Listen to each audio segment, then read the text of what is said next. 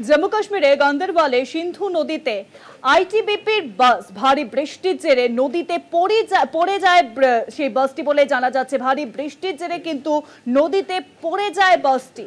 জম্মু কাশ্মীরের গান্দেরবালে সিন্ধু নদীতে আইটিবিপির বাস পড়ে গিয়েছে। সেই বাস ভারী বৃষ্টির জেরে নদীতে পড়ে যায় বাসটি। চলছে ইতিমধ্যেই উদ্ধার কাজ।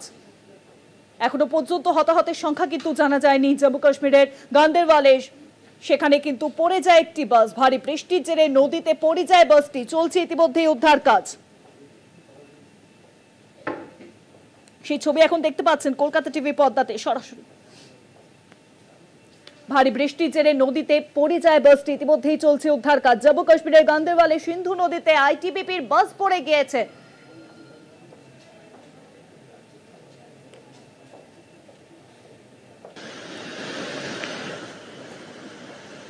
ভারী বৃষ্টির জেরে সেই বাসটি পড়ে গিয়েছে নদীতে। ইতিমধ্যেই চলছে উদ্ধার কাজ।